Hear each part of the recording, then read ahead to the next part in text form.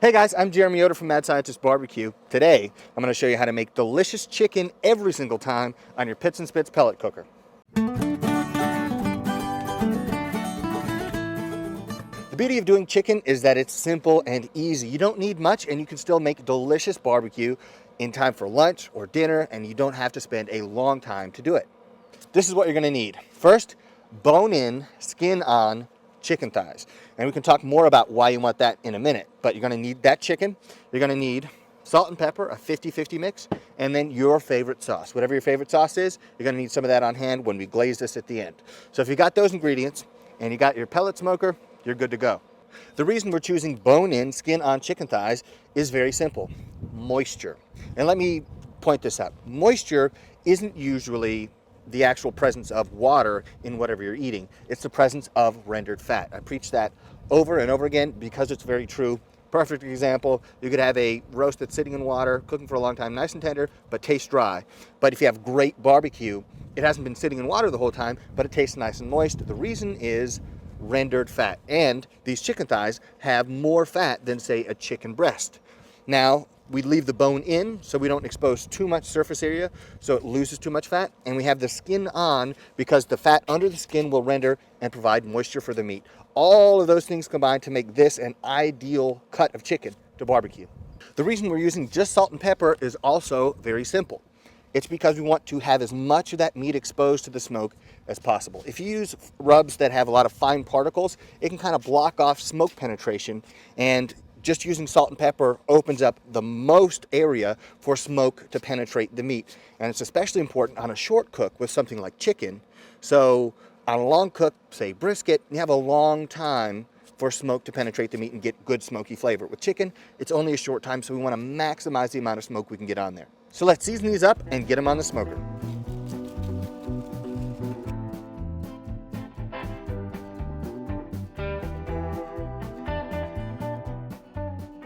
To me, this is a perfectly seasoned tray of chicken thighs. You don't want to go too heavy, but not too light. You want enough salt to make sure that the chicken is nice and flavorful in the end. As always with barbecue, our salt and pepper is going to be kosher salt and coarse ground black pepper, about 16 mesh.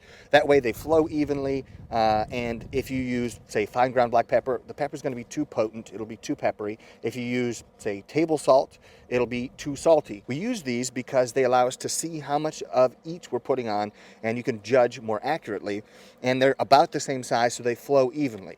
Now, in almost all the recipes, I recommend using a 50-50 blend. If you're really sensitive to pepper, you can cut back on the pepper. If you like less salt, you can cut back on the salt. But 50-50 is pretty standard. And when you're using kosher salt and coarse ground black pepper, you can just eyeball it. You can say, okay, I filled up that far with salt, and then you fill up that far with pepper. You mix them together evenly, and you're good to go.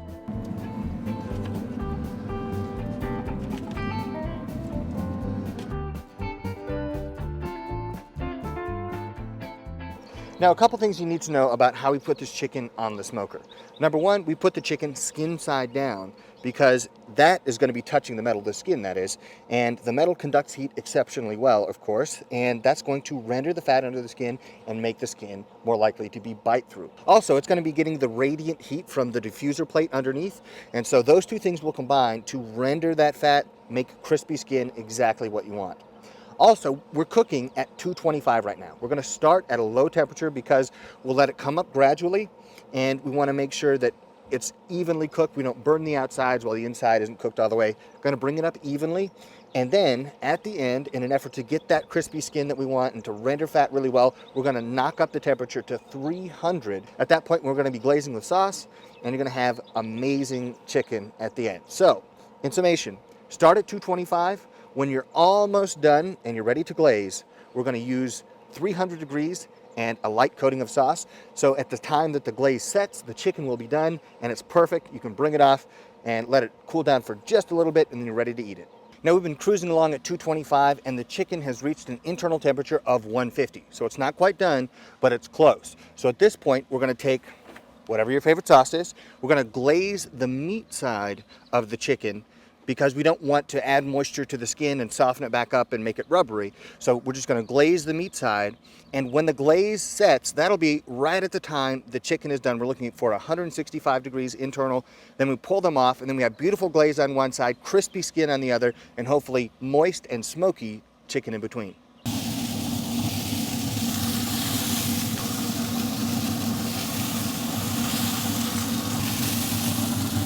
Now that we've gotten the chicken sauced, we crank the smoker up to 300 degrees because we want that sauce to set and form a glaze on the top, and we want to make sure we really render that fat underneath the skin so it's crispy and bite through.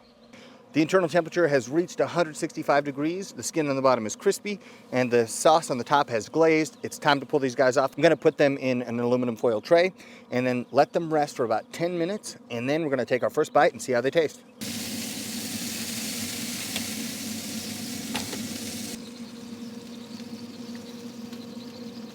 Here we have the glazed side, and so that sauce is thickened up. It's going to be beautiful and tasty, very nice when you take a bite of that. Now the other side, we have the rendered chicken skin. So we have the fat underneath the skin well rendered because of how we cook this, and then we have the pepper showing up, and it's really appetizing, lots of moisture, lots of juice in this piece of chicken. And when you're making chicken and it's moist, you are a happy camper. Now, what we want to do whenever we're making chicken on a smoker is we're looking for something that's going to be quick and easy, and making chicken this way is the quickest and easiest thing you can ever barbecue. So if you only have a short time until dinner or a short time until lunch, you can still make chicken. If you don't have a ton of spices or rubs on hand, you can still make delicious chicken. You only need a few simple ingredients, but if you treat the chicken right, you're going to have a phenomenal product. All right, let's give this a shot. Hopefully all of the flavors we're going after come together. We want smoke, salt, pepper, and then finally a little bit of the sauce. Here we go. Barbecue this good should take a lot longer than this did. Notice that it bit right through the skin, so the process that we were going after to try to render that fat underneath and make it bite through worked perfectly. You get a clean, clear flavor of smoke on this, and then to complement the flavor of the salt and pepper, we have a little bit of sauce, not overpowering, but just a perfect balance of everything we want. And then the most important part of it is it's nice and moist.